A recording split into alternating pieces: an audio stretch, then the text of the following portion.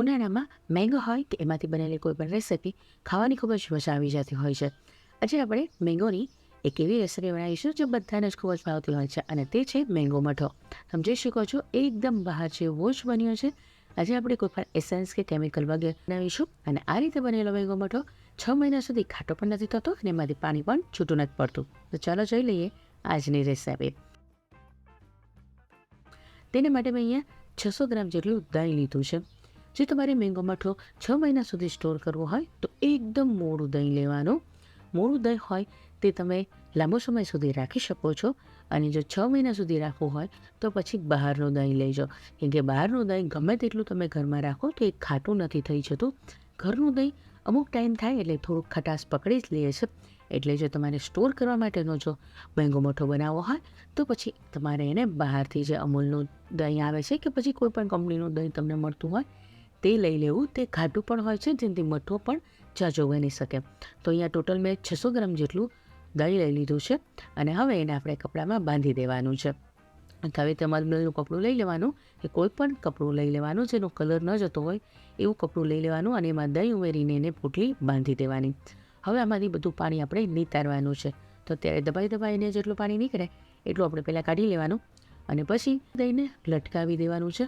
પણ આપણે એને બહાર નહીં લટકાવવાનું, એને ફ્રીઝમાં જ રાખવાનું. કેમ કે આપણે એને 8 થી 10 કલાક કે પછી મિનિમમ 6 થી 8 કલાક એને રાખવાનું. જેટલો તમારા મઠો ખાટો જતો હોય એટલું એમાંથી પાણી કાઢવાનું અને બને એટલું એને ફ્રીઝમાં રાખજો જેથી દહીં આપણું ખટાશ ના પકડી જાય.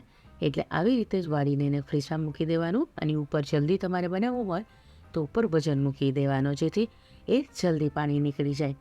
તો આ રીતે જ હું એને ફ્રીઝમાં મૂકી દઈશ. 8 થી 10 કલાક માટે એને ફ્રીઝમાં મૂકી દઈશ. હવે ત્યાં સુધીમાં આપણે કેરી પણ તૈયાર કરી લઈએ. મેં અહીંયા હાફૂસ કેરી લીધી છે. આપણે જો બહાર જેવો જ મેંગો મઠો બનાવવો હોય તો તેમાં હાફૂસ કેરીનો ઉપયોગ કરવામાં આવે છે. તો મેં આજે હાફૂસ કેરી લીધી છે. આની જગ્યાએ તમે કેસર કેરી પણ લઈ શકો છો. ઇવન એની જગ્યાએ કોઈ પણ કેરી તમને અવેલેબલ ઘરમાં હોય તે લઈ લેવાની, પણ મીડિયમ પાકેલી લેવાની. ઓવર પાકેલી હોય તે નહીં લેવાની. તો મેં અહીંયા 600 ગ્રામ જેટલી કેરી લીધી હતી અને તેમાંથી એનો પલ્પ કાઢીને તૈયાર કરી લીધો છે. હવે આના મિક્સરમાં પીસી લેવાનું, પણ પાણી નાખવાની જરૂર નથી, એમને પીસવાનું. પછી એક પેન ગરમ કરવાની અને તેમાં જે પીસેલો આપણો પલ્પ હોય તે ઉમેરી દેવાનો. સાથે તેમાં 100 ગ્રામ જેટલી ખાંડ પણ ઉમેરી દઈએ. અહીંયા 600 ગ્રામ કેરી અને દહીં લીધું હતું તેની સામે આપણે 100 ગ્રામ જ ખાંડ ઉમેરવાની છે. આ રીતે બનેલો મઠો એકદમ મોડો બને છે. જો તમારે થોડુંક ગળ્યું બનાવવું હોય તો તમે 150 ગ્રામ જેટલી પણ ખાંડ લઈ શકો છો. આ રીતે કેરી અને ખાંડને પકાવવાથી એ લાંબો સમય સુધી સારી રહે છે. કેમ કે એમાં જે ભેજનું પ્રમાણ હોય તે આપણે બાળી લઈએ તો એ લાંબો સમય સુધી સારો રહે છે અને ટેસ્ટમાં પણ સરસ રહે છે. અને આપણે વધારે પડતો પકાવવાનો નથી, બસ થોડો ઘાટો થઈ જાય ને એટલો પકાવવાનો છે. તમારે જો શ્રીખંડ બનાવવો હોય તો આને થોડોક વધારે પકાવી લેજો જેથી એકદમ ઘાટો થઈ જાય. મેં અહીંયા એક ઉભરો આવે એટલે કે થોડોક ગરમ થઈ જાય ત્યાં સુધી જ એને પકાવ્યો છે. હજી આ ઠંડો થશે એટલે હજુ ઘાટો થઈ જશે. તો બસ આટલો જ આપણે પકાવી દઈએ અને પછી આપણે એને ઠંડો થવા દઈએ.